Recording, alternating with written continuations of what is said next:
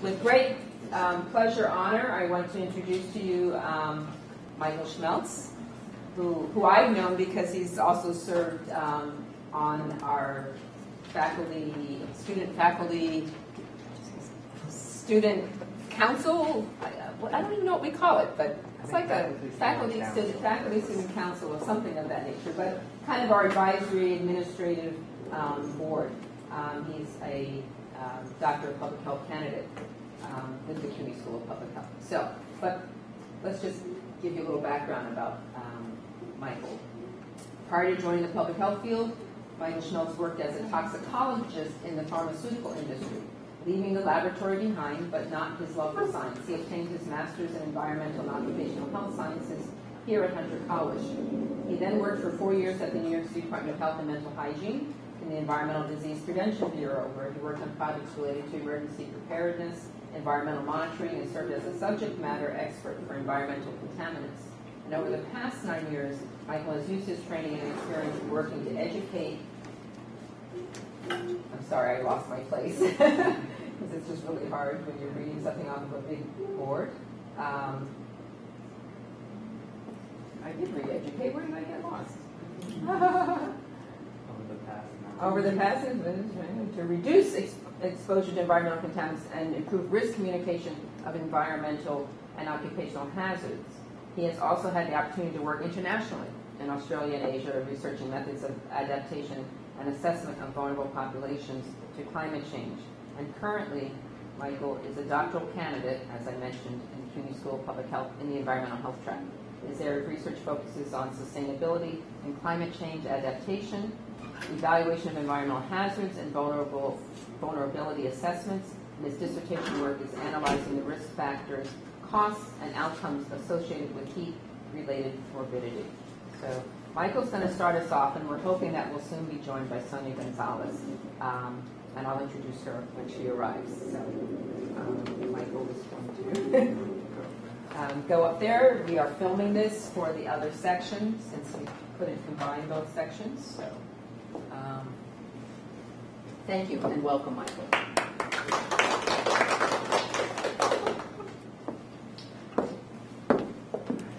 Thank you, everyone.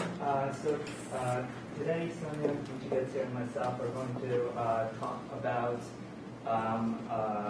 Hurricane Sandy and the response in Red Hook. When Sonia gets here, she'll mention Sonia was a member of the Red Hook Initiative, community-based organization in Red Hook, and she was on the ground working response efforts right after Hurricane Sandy. But right now I'm going to give a little background about climate change and vulnerable populations. So just some fundamentals of climate change. We know that global warming is the increase in the Earth's average temperature, which in turn affects global climate. So these are known facts. Researchers have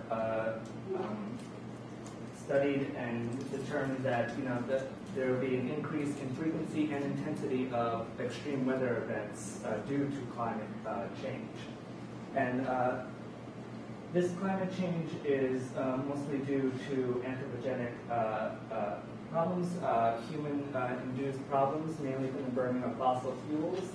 So we're going to talk about a little bit about kind of adaptation to climate change.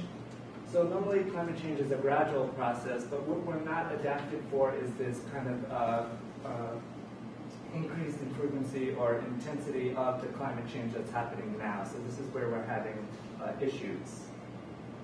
So this is a map from the National Resource Defense Council, and this is a map of all, going from the beginning of the year to the end of the year in 2012, all the basically record-breaking climatic events that happened in 2012. So there are over 3,000 records broken in 2012 alone. And this is a significant more number of records in all prior years. 2012 is considered the hottest year ever recorded since they started recording temperature. You can see from the legend there, a lot of these records broken are for wildfires, rainfall, and record temperatures. And you can see when we come into October, you'll see in New York a lot of the FEMA declared flooding areas that happened during Hurricane Sandy.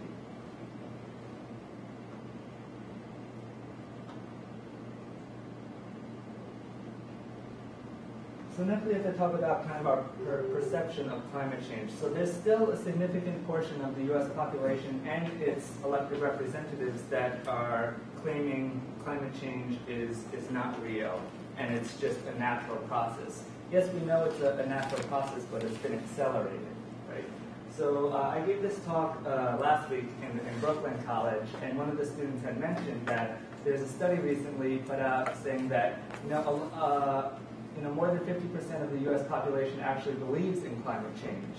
So yes, we have the population base based on this study that the student had mentioned to me, but what we don't see is the kind of political action that's needed to combat climate change in terms of policy efforts to increase adaptation, mitigation, and resilience to these types of events. Many other countries in the world have already accepted the fact that climate change is real and have already begun adaptation and mitigative efforts to combat this. We're still in the process of, especially in our political arena, deciding if we should really be doing anything despite all the extreme weather events that continue to plague us. I was at a talk earlier this year about response to Hurricane Sandy at the New School, and it was particularly the Red Hook House's response. And the NYCHA commissioner was on the panel, a Red Hook resident was on the panel, and some other government officials were on the panel.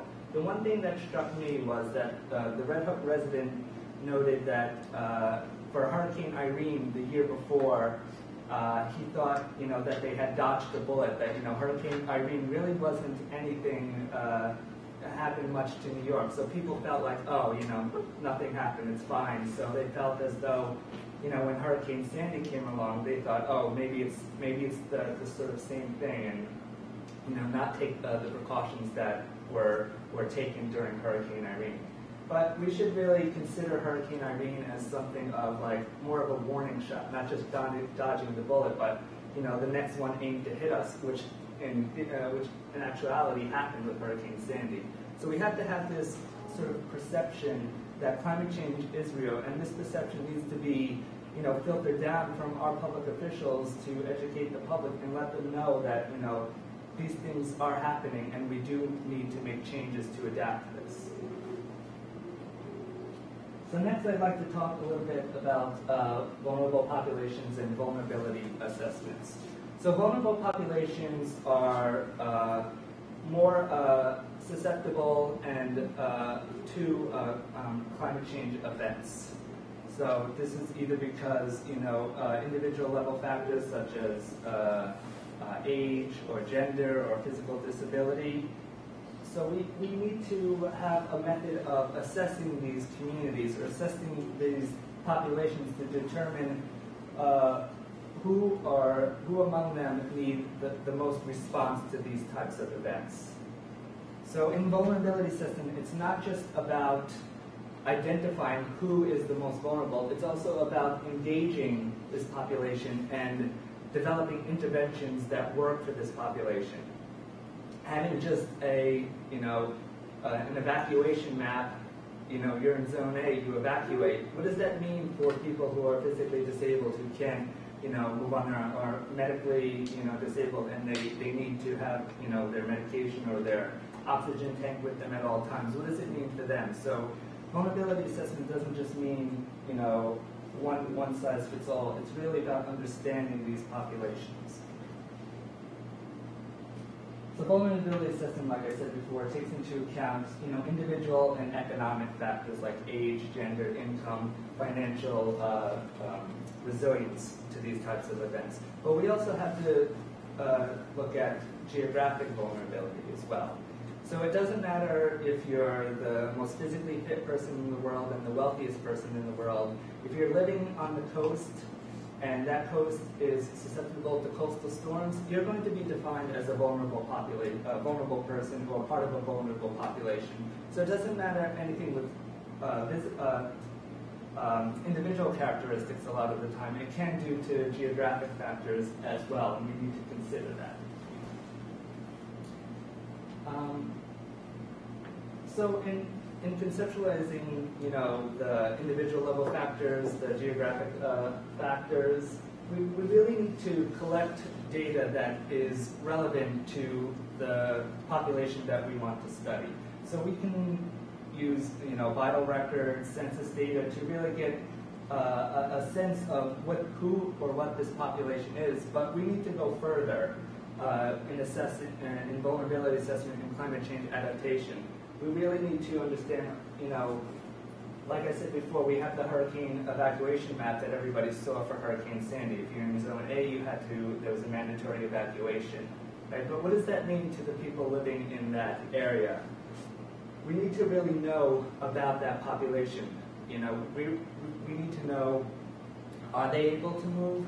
Where they're going to be able to move? Are they financially able to be away from their home for a long period of time? So part of understanding the data is collecting the right amount, the right type of data to really inform these types of interventions. And this problem is apparent in many public health aspects, not just in terms of Hurricane Sandy and climate change adaptation, but collecting the right type of data to help these populations. So next, I want to talk a little bit about some of the terminology that we hear often when talking about climate change. So we hear about adaptation. Adaptation, the adjustment in natural or human systems in response to actual expected climatic stimuli. Basically means how we adapt to certain things. In terms of climate change adaptation, how do we reduce vulnerability? Next, we hear about climate change mitigation. So in terms of adaptation and mitigation, adaptation is thought of as the kind of short-term response to these types of events. Mitigation is getting at more of the long-term goal of reducing climate change. So this is more aimed at reducing greenhouse gas emissions and building a more sustainable city, reducing our fossil fuel use and our energy use. This is what we think about when we think about mitigation. It's kind of these long-term aspects as opposed to adaptation, which is kind of a short-term changes. Resilience is basically the capacity of the system, community, or society to basically bounce back after a disaster, extreme weather event, or another type of event. And this is really influenced a lot of the time by social cohesion or social capital. Communities that are stronger and work together have a higher resilience than many different types of events because they can, like I said before, bounce back or work together to, in response to these devastating events that do occur.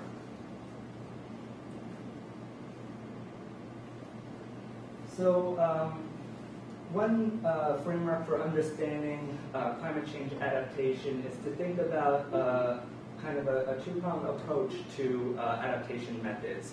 We have what we know of now, or what we have now is kind of a top-down approach. And again, I'll reference the hurricane evacuation map. This is just a blanket. If you're in this zone, you evacuate. It doesn't matter who you are, what's going on, all of this, you just evacuate. But like I said before, that's sometimes an issue in terms of vulnerable populations. So what we need is kind of a bottom-up approach as well. We need to understand these vulnerable populations to determine, okay, how are we going to get them to a shelter? How long are they going to be there? Are people going to be financially viable for staying there for a long time? So these things need to be understood. Again, I was recently at another talk about Hurricane Sandy at the Ford Foundation, and I heard the commissioner for the Department of the Aging speaking, and she was mentioning that when people did evacuate the shelters, they didn't realize that they were going to be in shelters for, a week or more. So supplies that were needed for, infants, older adults, all these types of things weren't there. They didn't have diapers for children or diapers for elder adults either. So, these types of things need to be understood when you're telling people to evacuate, but there's no, resources there to help them out when they're there. So this type of two-pronged approach can help bridge that gap and really prepare, these vulnerable populations and cities for these types of events. So one example I want to talk about this kind of top-down, bottom-up approach is the Action Research Community Adaptation in Bangladesh. So Bangladesh has a lot of cyclones, which are like hurricanes, so they can hit very often there. And they have also vulnerable populations there, a lot of poor populations, rural populations that need to evacuate when these things happen. So what ARCAB done, this organization is a larger organization that branches out to the smaller community organizations and gets information from these smaller community organizations to determine what exactly is needed in these communities for response. A poor rural community is going to need something different than a poor urban community in terms of what they need for shelter or things like that. So one example was, in the poor rural community, people weren't evacuating because they had nowhere to take their livestock. And in that community, their livestock was their livelihood. If they lost it, they were destitute maybe for a long period of time. So what the government then did with the help of ARCAB and understanding this is that they built new cyclone shelters. And with these shelters, they were raised up above the ground, and above the ground as well, they had spaces for people to bring their livestock in, so people were more apt to evacuate, so loss of life was minimized in this way. So this is a good example of kind of understanding the bottom-up approach with the top-down approach and making a compromise or an adaptation method that really worked in this community. So next, I would like to hand it over to Sonia. Hi everybody, apologies for being late. Let me also introduce you first, because I didn't do that first. I'm going to jump at it. Is it the same? So we'll just continue with this. Okay. This will take just 1 minute, so indulge me, please. See if I do any better reading this huge script here. Oh, You don't have to. Yes, I do. Why would I?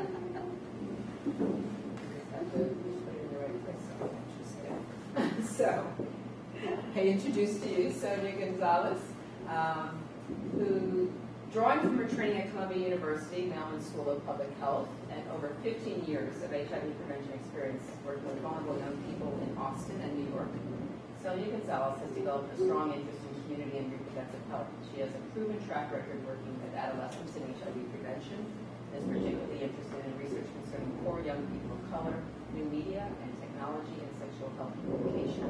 Among her many achievements, Sonia co-founded the Young Women of Color HIV/AIDS Coalition, served as Deputy Director for Love Heals, a nonprofit organization focused on HIV prevention among teens in New York City, and currently recently served as the Board of Director for the Red Book Initiative until the beginning of this year.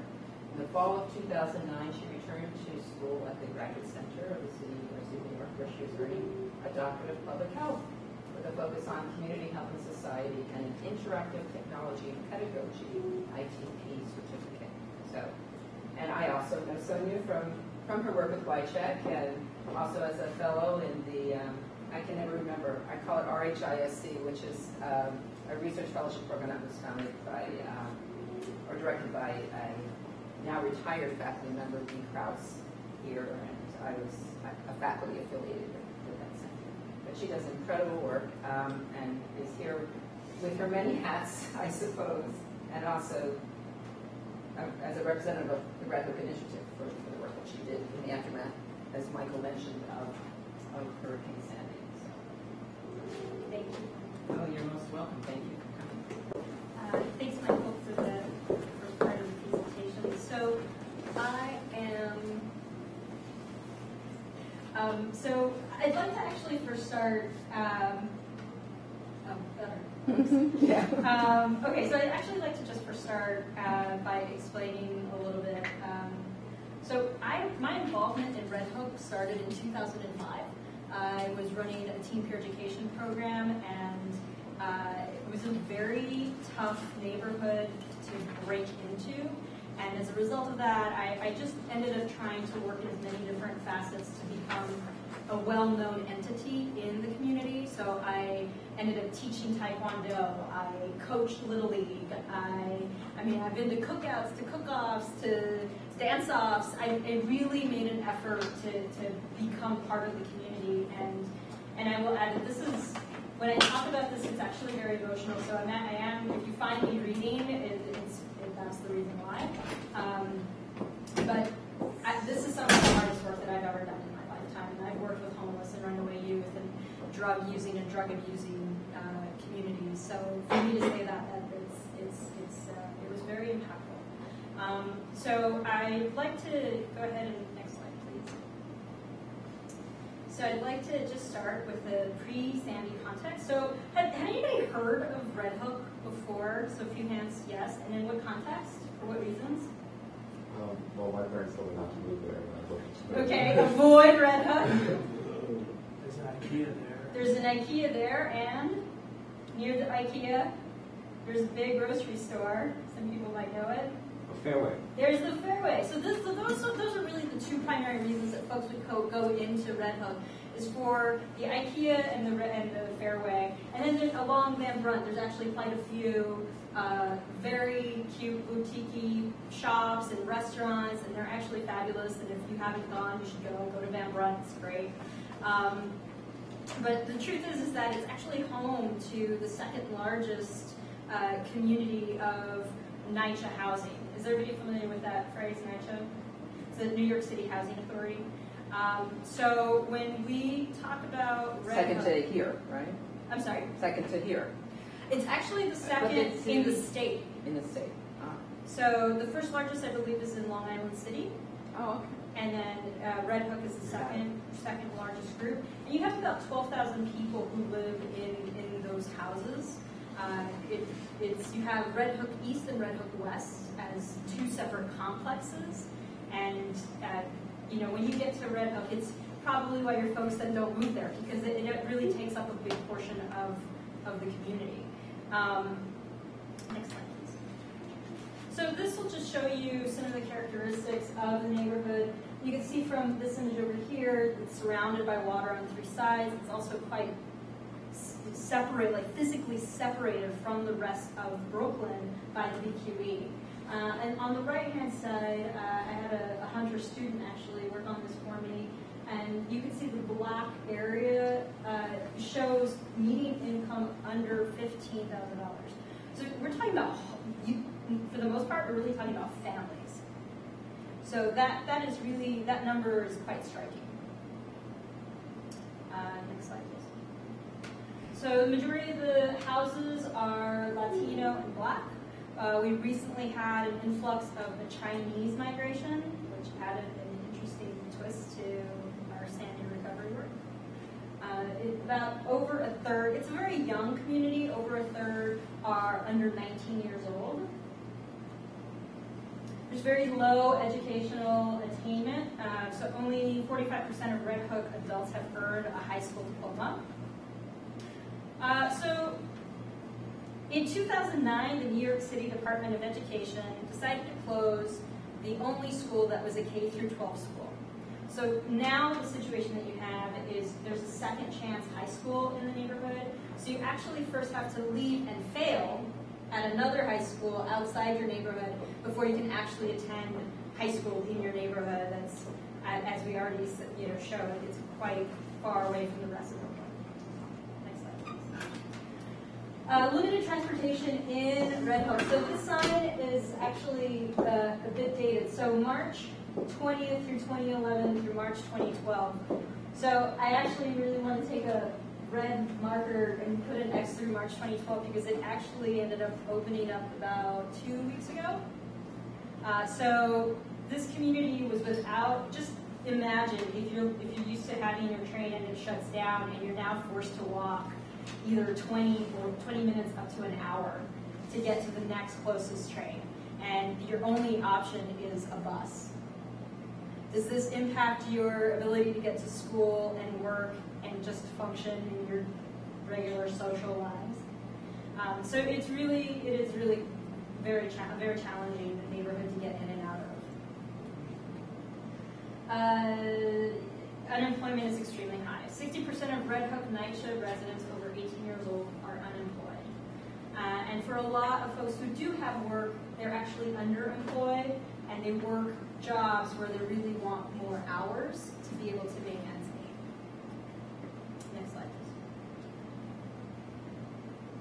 please. So here, limited access to healthcare. A is the only clinic in Red Hook.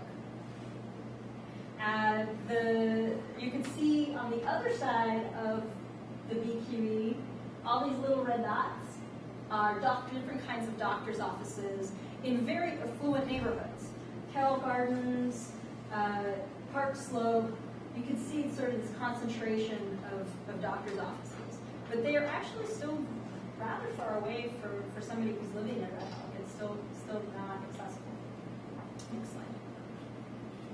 So here I'm going to show you some bullets of what happened in Sandy. I want to highlight a few things. It was an extremely fast-paced situation, and this is very much from the Red Hook Initiative's perspective. I was actually out of town for the first week. When I got back, I answered a call to volunteer from our board of directors. I was there basically for 2.5 weeks, working 8 to 10 hour days. And it was really very difficult stuff. But I do really want to highlight, this is from our perspective. There were so many players on the ground. Next slide, please. So the first thing that we want to point out is that the hurricane actually hit on 10/29, but NYCHA made a conscious effort to shut down the electricity. Why would they do that? So no fires would start. So no fires would start. It was absolutely a preventative measure so that nobody would get electrocuted, so we could avoid electrical fires, this sort of thing. So it was very much a smart thing to do, but what it meant for somebody who's living on the 14th floor is that they then had to carry their water and food up stairwells that were not clean, that were pretty stinky, and pretty scary when they're dark, to be honest. And these are, again, I'm very comfortable walking in and out of the community in Red Hook, and I was really pretty intimidated. So I'm not going to read these to you. You can get sort of, this just gives you a quick sense of just how quickly the response was.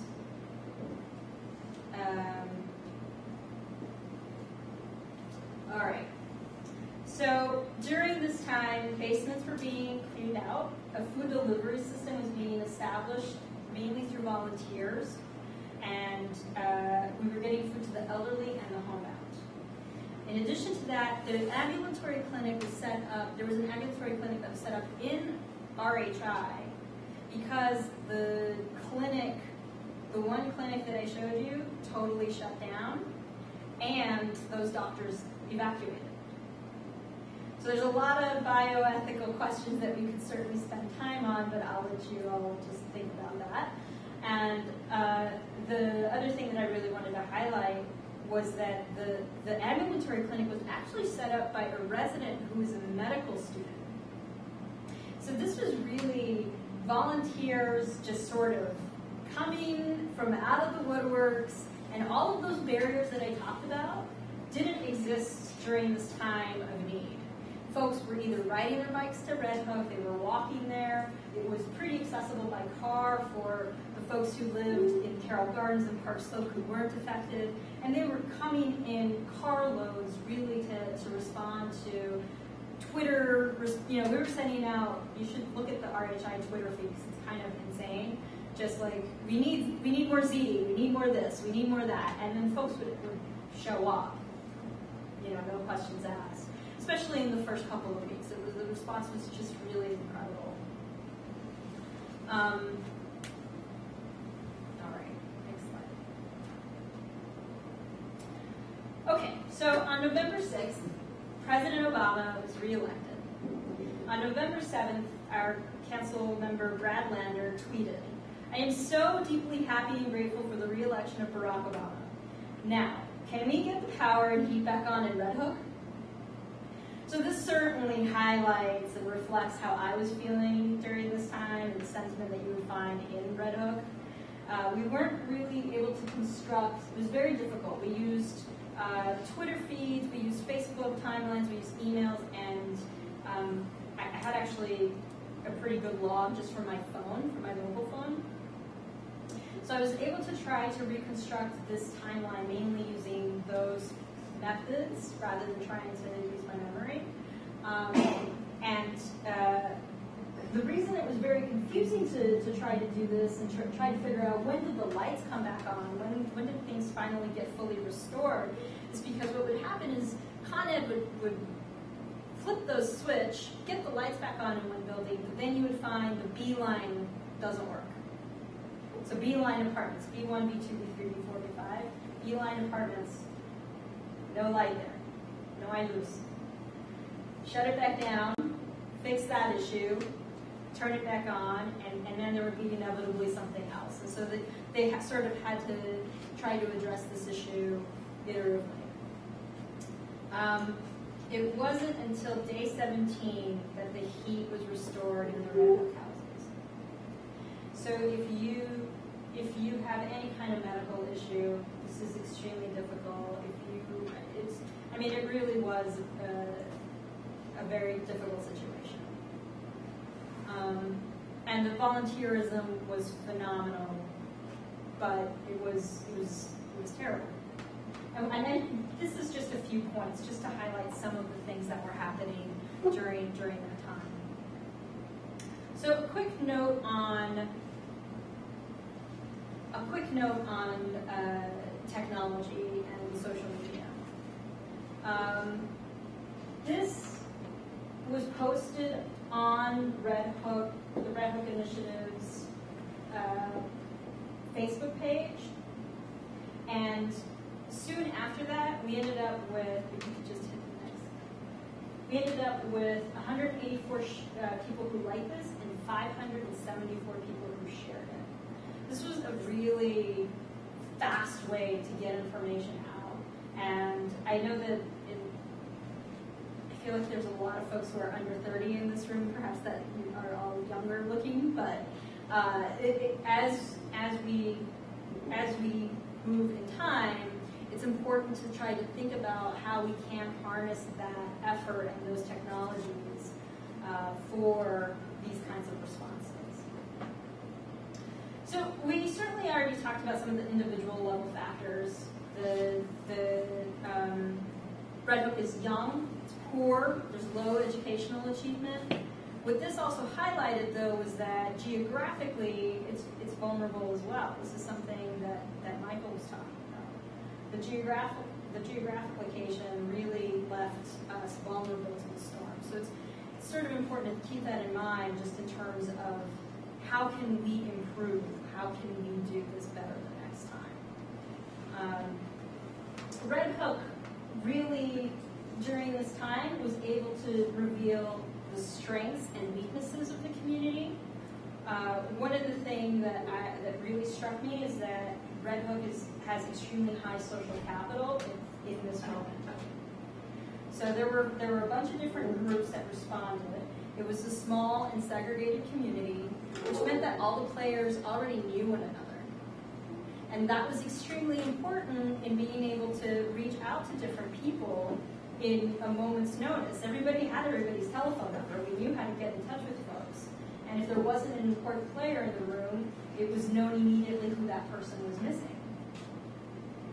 So that played an important element in setting up those first few days. Churches ended up becoming very important in the neighborhood to serve food and also serve as clothes, and supply distribution centers. Neighbors also played an extremely important role. We had some volunteers who set up that homebound delivery food system. So they would go to these doors, knock on the doors, in large part because at the Red Hook Initiative, we have a large number of staff who live in the Red Hook houses, and they know who their neighbors are. They knew that's where your knowledge base comes from. And I wouldn't be able to do that. I've been working intimately in this neighborhood since 2005. There's no way I could have done that. And so really having members from the community to collaborate with is essential. But going to these doors and knocking on doors and talking to neighbors, and they would say, hey, I'm really worried about my neighbor so-and-so who lives in this building or who lives in this apartment. Would you just mind going to knock on their door? And that's how we generated our list. There's a few other entities. The CBOs and churches I already mentioned. These were again, well-known players. Schools, the alternative school as well as the middle schools in the area were able to serve as places to hold community meetings. Back rooms of restaurants became community meeting spaces and coordinating meeting spaces. So you had the medic, you had a few folks from different organizations, you had government officials and city electeds coming together in the evening and just trying to figure out, okay, what do we know, what do we need, who do we need to get working on that? NYPD. So NYPD is a tricky player. Right before this hit, there were a lot of tensions around the stop and frisk policy. Is anybody familiar with that? Can you say something about it? Can you describe it just for your colleagues to make sure they know it? It's basically you can stop anyone you see and just like press them and basically kind of do a pat down on them almost. And if you find something, you can arrest them. Whereas previously you needed cause to do that. But here if they just basically they see anyone on the street, they can just do it. If they think they have something on them, they don't need cause. And specifically, it's a targeted effort, typically of people of color. So if you have brown skin, you are more likely to be stopped with this policy, and that's okay somehow. So when Sandy hit, literally days before Sandy hit, RHI actually held we had a large wave of folks go to the precinct at a precinct meeting and challenge the police officers about this policy and had a very heated discussion about it. So here, it's Hurricane Sandy hits, policy is frozen for the entire duration that Red Hook was a mess and didn't have utilities or anything like that. In addition to that, I have to say NYPD was an extremely important community partner. They let me boss them around willingly and totally happy. I would say I'm worried about this particular block. We have volunteers going over there. I'm not really sure how late they're going to be over there. Would you mind sending a few cars? And then like 3 cars would show up. It was the most remarkable thing I've ever seen. So along with the volunteer presence, this did provide a sense of public safety. I will note, though, that I recently spoke with our social worker who said that she did have a few young people go to her and say, why are there so many cops around? They're making me very nervous. So certainly there's a history there that has an impact. Occupy and other volunteers. So we had Occupy Sandy, CUNY, and Occupy Red Hook all land upon us and throughout the neighborhood, and they did truly a phenomenal job in terms of organizing supplies. They essentially were able to organize a warehouse that was in Park Slope, and then put out a call on throughout their networks and set up a wish list through Amazon. So they set up basically a gift registry on Amazon.com so that folks who lived in this area as well as anywhere in the world who wanted to give something knew exactly what supplies were needed talking flashlights, batteries, blankets. My favorite thing that I would say is we need sources of heat that don't require electricity. People would be like, what does that mean? I'd be like, use your imagination, because I don't, Mylar blankets, gloves, fleece, anything that you can think of that will help people stay warm. Bottled water was a really big one. City electeds. So I mentioned them before, but I want to highlight that we actually did have staffers of city electeds who I worked side by side from Christine Quinn's office, Brad Lander's office, Sarah Gonzalez's office, and I gave a walking tour to Bill de Blasio, who was the public advocate. The fact that there were so much interest, actually, I thought was pretty comforting. But they were important because it wasn't just the fact that they were another pair of hands. It was the fact that they were connected to government, which we'll talk about in just a minute, but the resources of an individual and of a community versus a government are two very different things. And this situation really highlighted that for me. So initially when we gave this talk, the idea was, what did we learn? What are the concrete things that we can talk about and publish papers on, and what is our knowledge that we can share with this world? And the truth is that we have a lot more questions than we have answers. And it was a heart-wrenching experience that we're still processing it. It's very, very difficult. But the truth is that we're trying to think of this as an opportunity to frame some of those lessons so that we can move ahead and be better prepared for the future. So, as I talked about a little bit beforehand, the model at the Red Hook Initiative is to hire from within. So, hiring residents from the NYCHA housing was a key element to our success. In being able to generate lists, canvassing lists, so that we could take an assessment of who actually has utility and who doesn't. If we do have heaters, who are the residents who should be at the top of those lists because they have electricity versus others who do not.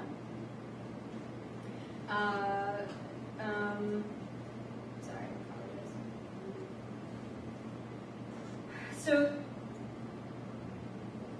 protective factors. I'd like to just think a little bit about what a protective factor might look like. And one of the things that I think we learned from this experience is that having nonprofits and those churches and the schools in a community offer a protective factor to our communities.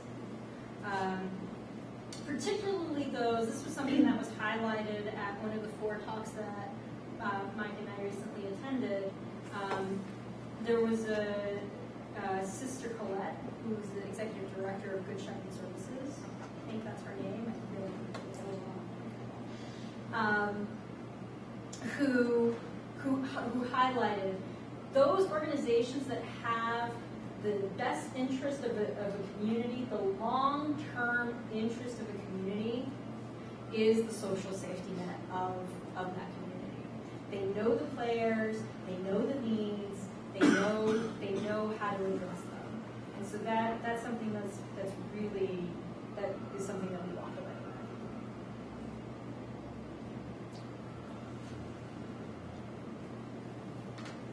with. I talked a lot about the individuals, the volunteerism, the folks who came selflessly to give their time and Z's and blankets, and that was phenomenal. And it was really, it was truly heartwarming. But at the same time, we shouldn't ask individuals to do the government's job. And as time went on, it became apparent that we, as individuals, just don't have enough to offer. We need the government to step in. So they certainly did, and as they were, the issue was that they took a lot, what I would say, a lot of time to get themselves together and to be able to respond. And this is an area that I think can be improved upon. FEMA was on the ground in the early week, but they were in a back office doing some canvassing, and I didn't actually have interaction with them. You'll remember I wasn't there for the first week. I showed up in the second week. I didn't show up and have interaction with them until the snow day. And again, this is an important collaboration.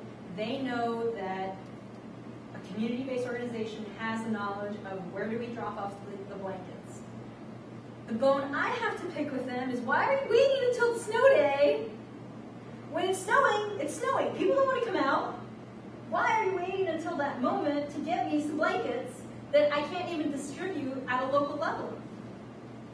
We're dropping them off at the food distribution sites. We're dropping them off at wherever there's supply distribution sites, which are not in the middle of the neighborhood. Now, does that sound like something that you would leave your house for in the snow to get?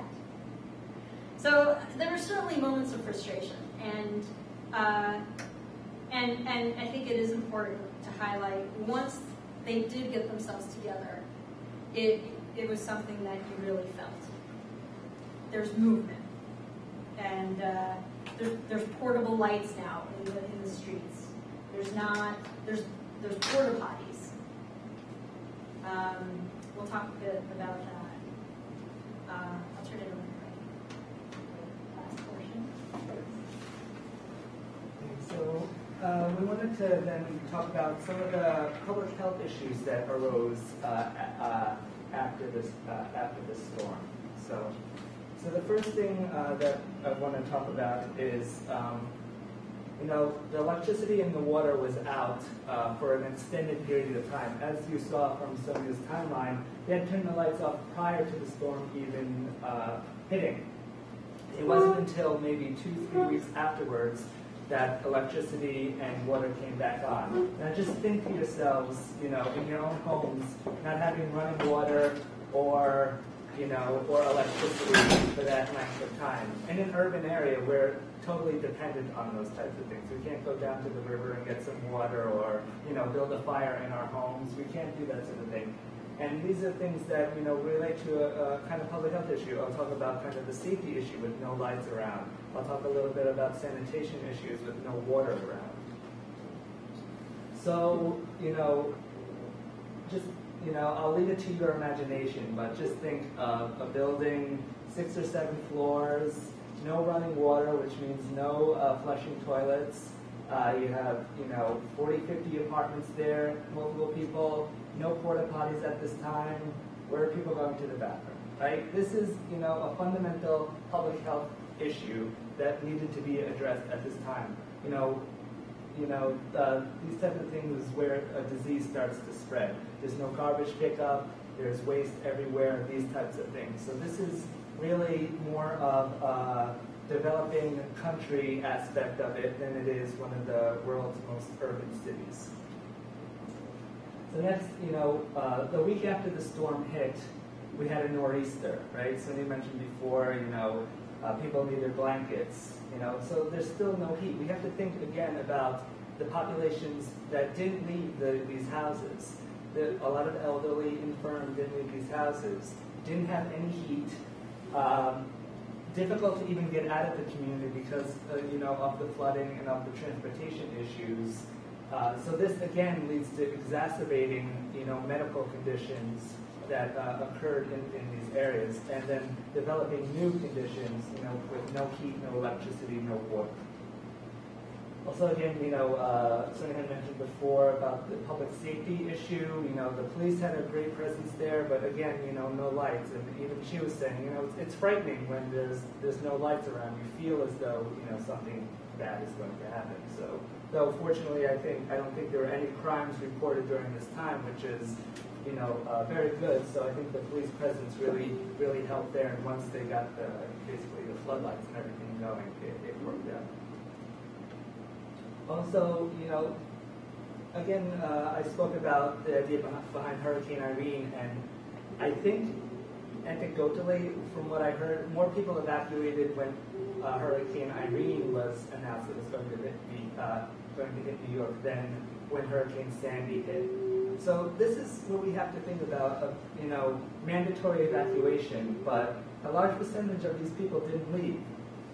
We have to consider that. We either have to enforce the evacuation, which is a whole, issue around, ethics, or we have to make it so people understand that evacuation is key to their health and the health of the community going on. So shelters that are equipped to deal with these disabled populations or vulnerable populations that can sustain them for a long period of time.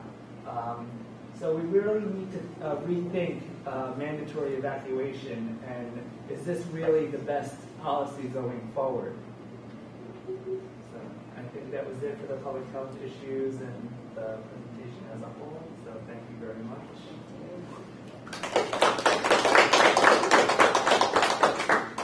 So the floor is open to questions. We welcome your questions.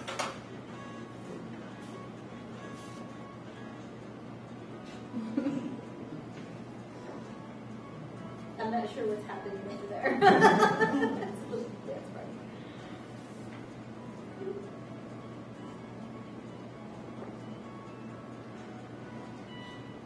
Yes. Do you think that the government responded adequately to Hurricane Sandy, given the circumstances, or do you think that they were very inadequate in their timing? I think that in some aspects they were adequate. I think that the timing is something that they can work on. I don't know if you remember, but President Obama with Governor Christie basically said, we have seen how devastated New Jersey is. We're going to cut the normal process down so that you have access to FEMA as quickly as possible. I do not understand why they didn't elect to do that for New York as well. This is something that the process is this. In order for FEMA to get on the ground, it has to start at a very local level request that goes to, community board level, goes to the city goes to federal finally, I skipped a level, state, and then state goes to federal. So in order for that timeline to happen, it's too much time.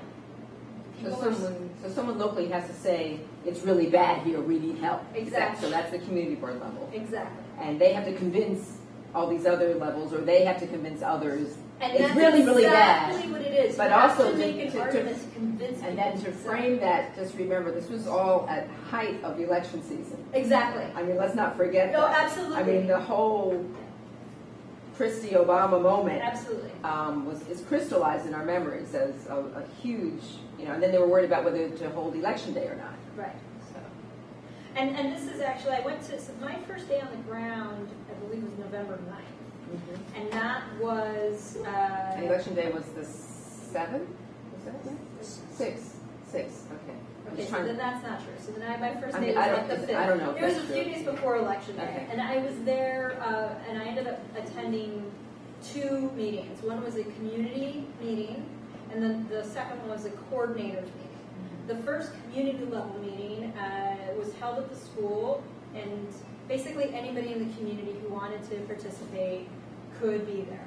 Nydia Velasquez, the representative, also showed up for a few moments. This was a very emotional meeting. Most people were pretty subdued. But at one moment, one of the residents from NYCHA stood up and just was sobbing and sobbing and sobbing to the point where you could barely understand her. She finally collected herself and she said, you know, I'm raising my 5-year-old, a 5-year-old grandchild. I refuse to go home to tell her that we're going to have heat tomorrow when I know it's not true. When are you going to do something? This isn't a hypothetical. This is happening to people. When are you going to do something? And, I mean, this was something that really, it hushed the entire room. Congresswoman pulled out her BlackBerry and started reading emails because she wanted to show proof that she actually was doing what was in her power to try to advocate for her districts. And it wasn't just Red Hook. The Lower East Side is also her district. And you'll recall, they also suffered a great deal. So it's this process that needs to be reevaluated and rethought. So where do you think the breakdown occurred at? Was it at the city level, you believe? No, I think the process overall is something that needs to be reevaluated and rethought. It just takes too long. You can see it. Turn on CNN. You know where the devastation is. Why are we having to convince people? Right. Yeah. Yes, sir. Well, it seems to me that in listening to you and in general, listening to the news of the story of the hurricane, that we seem to be better at responding to things that we know. Once an event happens, we seem to learn from that particular event. But when an event happens like this, in which we really don't understand how to deal with the magnitude of what happened, not only in Red Hook, but everywhere. I mean, I was impressed by the fact that the news media was covering Hoboken for 4 days before anybody did anything there. I just, I was wondering if that from this event, do you think that we will reformulate how we respond to disasters in general? So I think that's a question of, the plans that need to be made in response to disaster planning. So New York City has things like Plan YC, and New York City has a mitigation plan. These are supposedly plans in place that, set the stage for what is supposed to happen when a disaster strikes. Those sorts of things. But then, we have these policies in place, but in my opinion, a lot of the time, it's not backed up politically or financially in any of these aspects. So we have this public housing, that's basically deteriorating. Why are we not funding infrastructure to build up, the utility lines to account for these disasters that will come up? Or you don't put generators in the basement of public hospitals like the VA in Bellevue. Exactly. So these are issues that need to be rethought, but which other countries have done, as you pointed out. Yeah, and it needs to be rethought at these kind of community levels. Like what needs to be done in Red Hook is going to be different than what needs to be done on the Upper West Side. We know that, it needs to be, changed. And, these plans that were made, these Plan YC hazard mitigation plans, they say, in my opinion again, that they have community assessment or community engagement to make these plans, but their idea of community engagement is posting the plan on the internet for people to read and comment on, and then that's it. There's no interaction with what exactly the community needs. And I think going forward, we really need to understand at the local level what is needed for the planning process to respond to these disasters. Because like we said, I think there's kind of a, okay, what do we do now sort of feeling in this community because of this kind of unknown factor. There's an article that was recently published criticizing some of the elements in Plan NYC, and it's written by Jabarine. Yeah. Jabarine, Jabareen. And Lynn, I can send it to you if you want Thank to you. share. Yes. Sort of on the same note, what do you think the evacuation efforts, like, basically, like, do you think things would have been better or worse if more people had evacuated? And sort of like, what were the efforts made?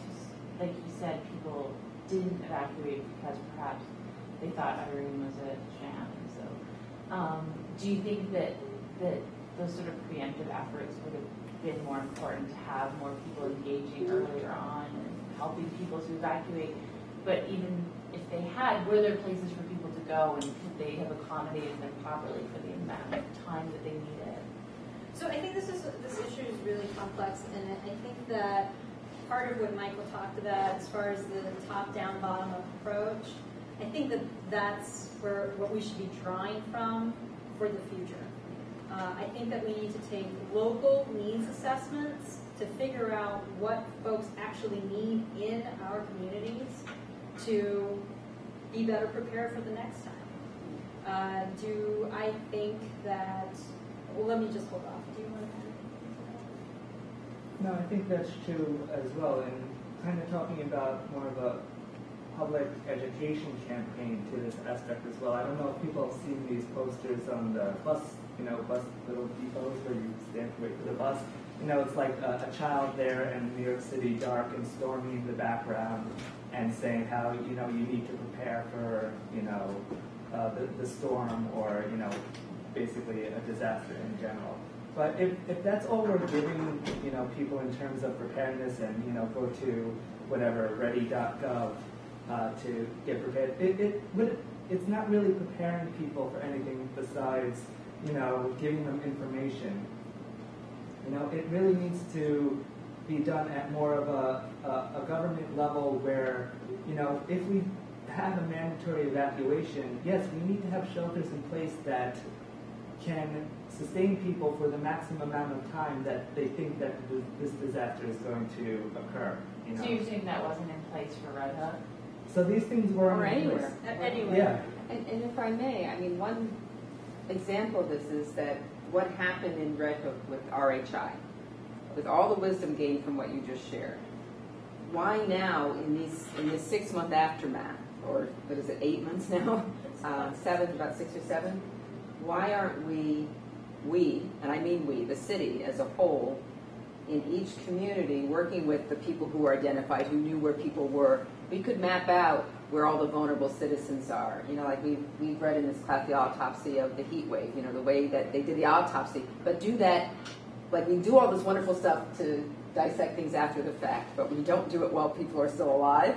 So why not just, have resources allocated that are around those types of things that are in place? Because, having been in New Jersey when Sandy hit, and I still have a cooler packed in my house, but when I was doing that, I realized I had no place to go. Like someone who was outside of me said, "Well, where are you going to go?" And I had to stop them. I don't really know. I had no clue where to go. And I was in a community that was in the dark for like 3 weeks, but I was like the one house with electricity. So I was a way station for people in New Jersey. And I remember just thinking, I don't have a clue. I don't have the resources, the connections to know a house I could go to, how far, how would I get there, what would it cost, how many nights could I stay somewhere, do I have enough money in my bank account, like all those things that, but again, systemically, how would the city do that on a community by community level, like as organized as Red Hook was, as functional as Occupy was in responding? How does that get sustained on a longer time before you even get to the issues about how to prevent this from happening? But why aren't we doing that now? Like, and are folks having those communications? Are the elected officials still meeting in their communities, still pondering these possibilities of the next time? And I don't know. I assume not. I think that, or maybe to some extent. From my impression, there were some federal funds that were just recently released to New York State. So this was an emergency request that was put in December. And our electeds at the Senate and in the House, it's not relevant to you unless your community is being affected, is my sense. And still squeaking. Like even if you were affected, you have to, like people do forget. Right, or absolutely. move And on. we forget very quickly as Americans, I Yeah. think. It's very easy to. And you want to. It's part of the healing process. You want to let it go. You want to move forward with your life. But it is something that we think about regularly, and we do hope that, it's not enough to just talk about it with similarly minded people. It's really important, and this is true for whatever your issue is, for whatever thing that you're passionate about, for whatever issue you end up going to do your work in, you have to learn how to communicate what it is that you're passionate about to your elected officials. Constant. Yes, on a regular basis, absolutely. Absolutely. Get familiar with your community board. Start serving on those. They're important.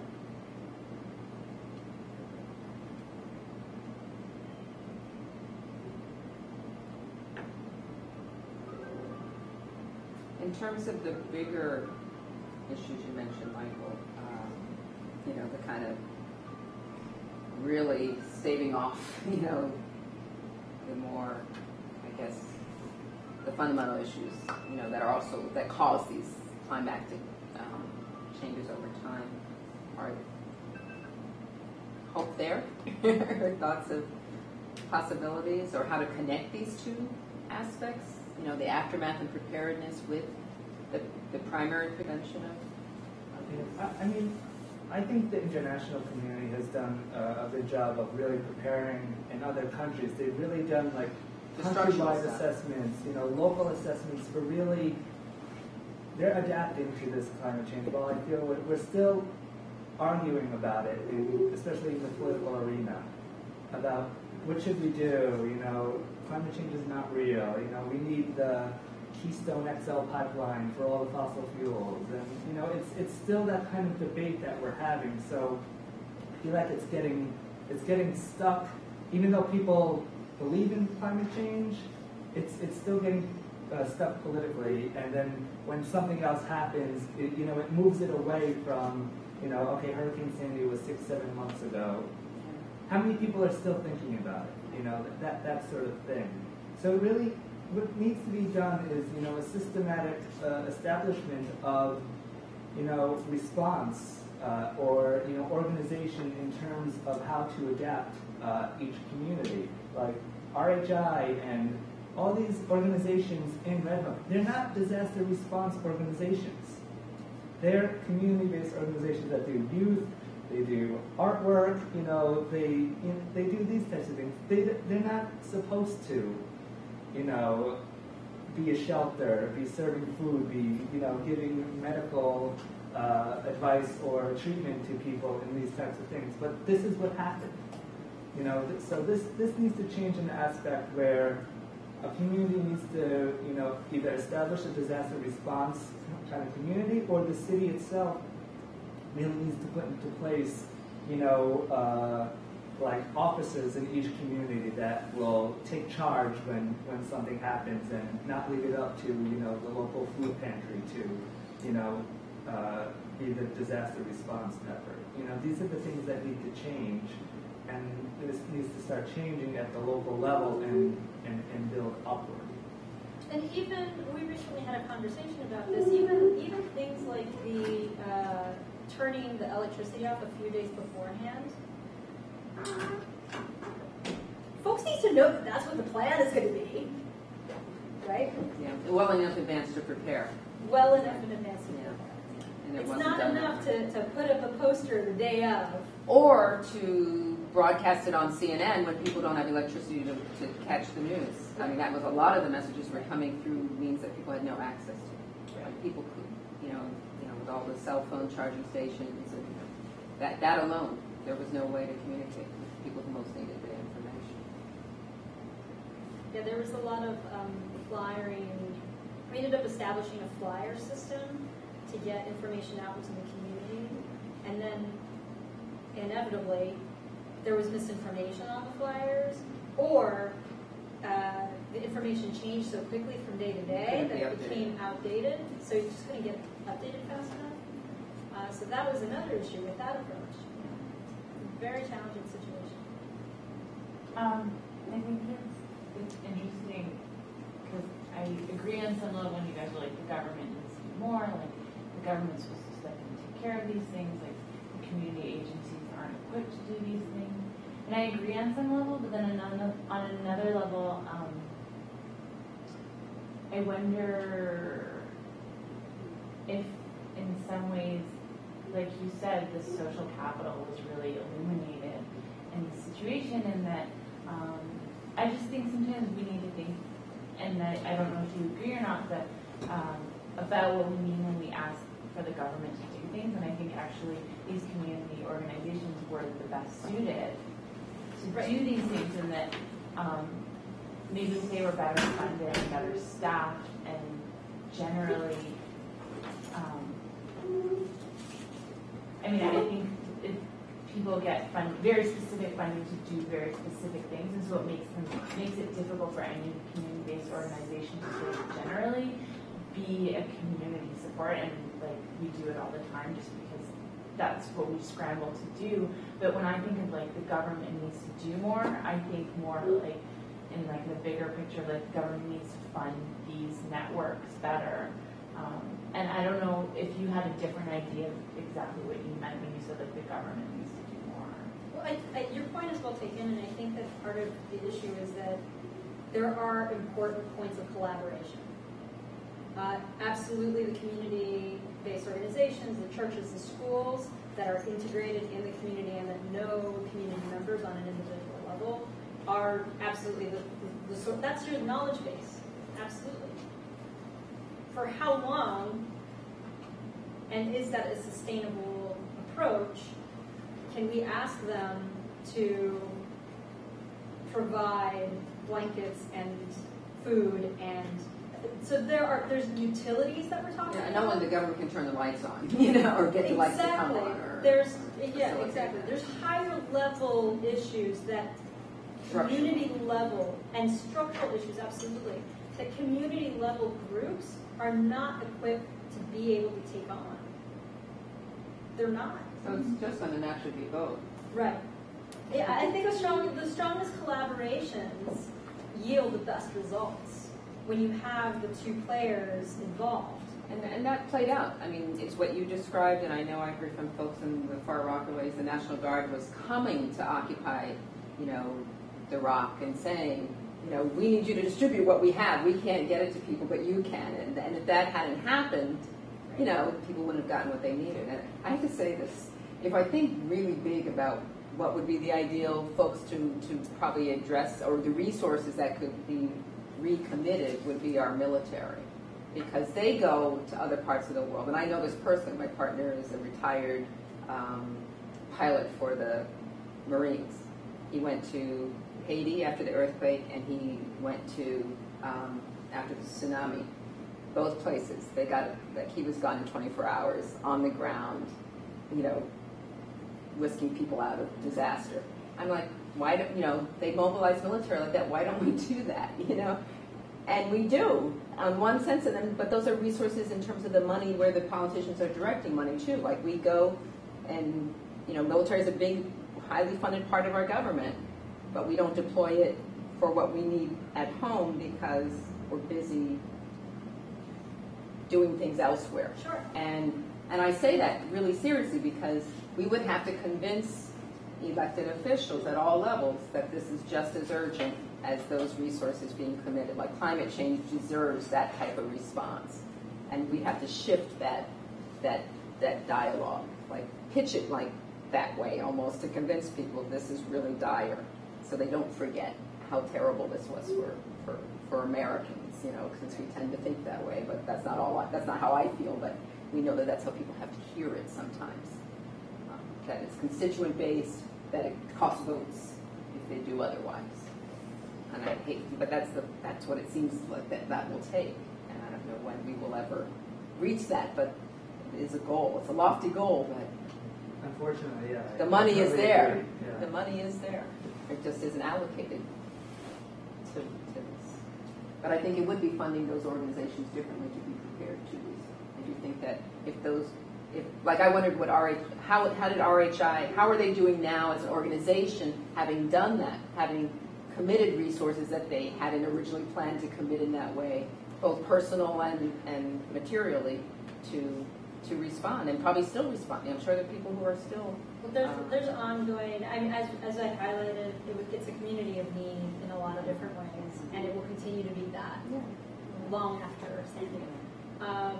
As a CBO in Red Hook, we were well poised to be able to take donations, and there's actually going to be a presentation at the Red Hook Initiative in early June to discuss how that money was allocated and how it was used.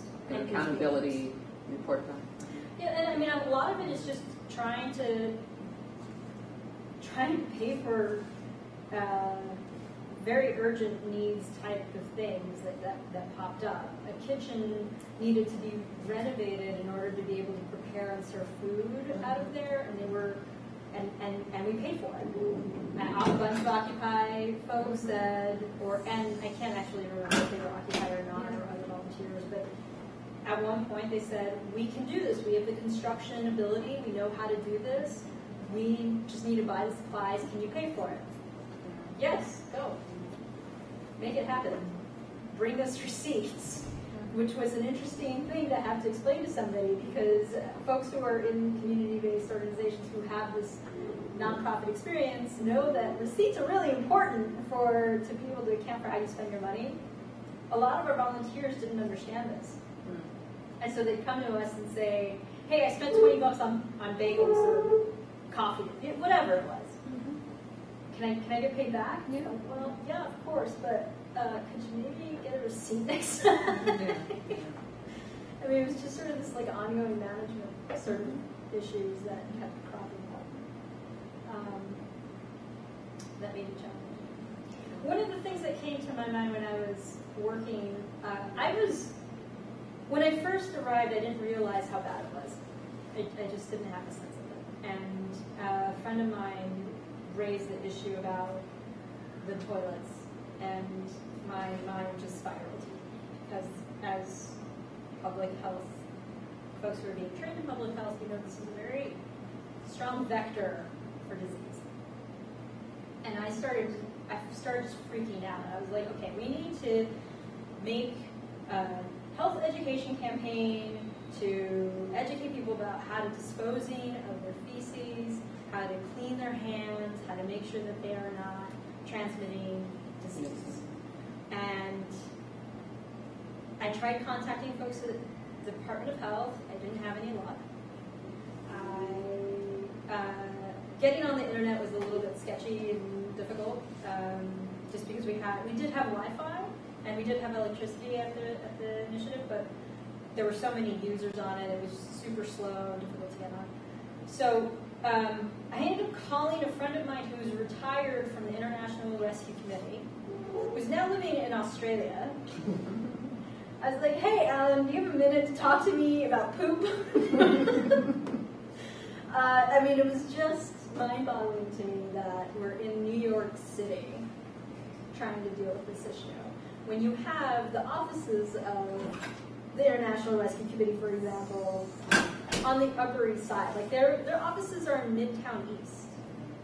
And so, yeah, I mean, this disconnect was really bothersome. It was very upsetting. It was very upsetting. Total relief when the National Guard came, and when I heard that the water came back on. I mean, I'm pretty sure I burst out in tears. Just utter relief. No pun intended. Oh, small question. Do you believe there were any illnesses, diseases that came as a result of these unfortunate Conditions? So we were very fortunate in Red Hook. I don't know what the situation was in other areas. Because our medic Matt, our medical student who set up the ambulatory clinic, he actually was able to address and maintain illness and disease for folks who had urgent needs. So if you're a diabetic and you need to get medication and you need it to be refrigerated, he found a way to bridge that gap. As far as the lack of water, I don't know of any cases that came out from that in particular. But I do know of cases where folks were relieving themselves in the stairwells because they didn't know what else to do. So certainly the potential was there. And that was the piece that was very alarming to me. And this is a good example of, the mayor's office established czars to different communities, and we ended up having somebody, Andrew Olson, who came and was like, "What do you need?"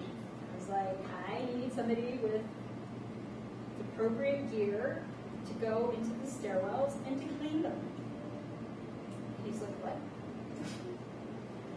I was like, "Well, you're not going to do it. I mean, let's be honest." Since you asked. Yeah. But that's what I need. I also need water on different these are folks who are carrying their water up carts, 14 flights.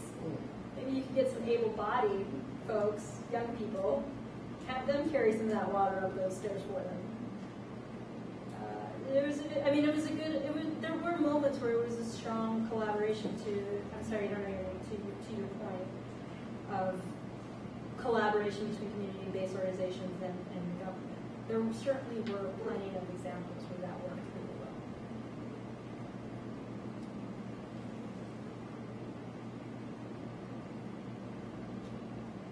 Final questions or thoughts or comments? I know it's a dire last topic today. But we're all here in New York, so it affects us all, and we are public health future. You more than me. Well, thank you both so much for sharing. Thank you. And for sharing.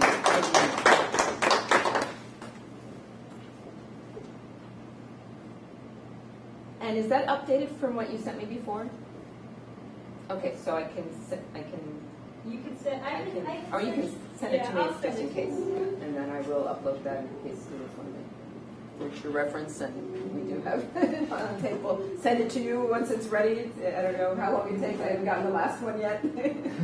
So, but thank you so much. Really appreciate it. And what I didn't announce, I don't think to the class, was that originally I had reached out to not only RHI's executive director, but four others who had been identified as being folks on the ground organizations in New York City. But the nature of their work is that they're just really incredibly busy, and RHI in particular, they have activities that go on after school with young people. So this is the time that they do that. So it was prohibited for the executive director to come. So I'm so glad that Sonia was able to be here, and since she's also so tied to our work in public health, and to also invite Michael to join her, because you've been doing this a lot, it sounds like, as a tag team, right? Quite a bit. You're on a roll, yeah. So clearly it's still on people's radar enough that people are talking about, but I really didn't want it to be lost or forgotten, because during this previous semester, this class was taught in the midst of it happening. So, but what I also wanted to mention is that these are organizations that do this work, and if anyone wants more information, I'll post their links. We were invited to go there, and it was even pointed out by Francis that it would be really hard to get people there. like I was trying to envision people getting to Red Hook to take a tour, but I think we have maybe an open invitation to visit and see the work that they do, if you are interested in this issue or things happening in that community. So I can facilitate that for you. They do some pretty amazing. They really do. And Sonia's very modest about the things that she's been doing. So she's been doing some really incredible work with young people there, and using technology creatively. And again, I can't thank you enough. I'm glad this finally happened. A lot of reschedulings and confusing everybody, but I really appreciate it. I think this is a conversation to be continued.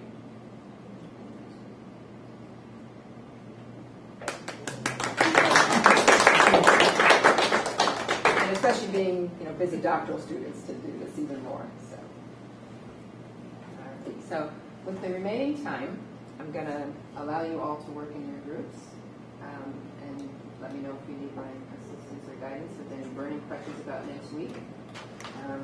I know it's not a lot of time, but we do until someone knocks on the door and tells us to leave. Yes. We have a question. Sure. Regarding your group. Oh, just about our group. Okay. Okay. Yeah, I just don't know if there's a way to shut this off or. Anybody good with cameras?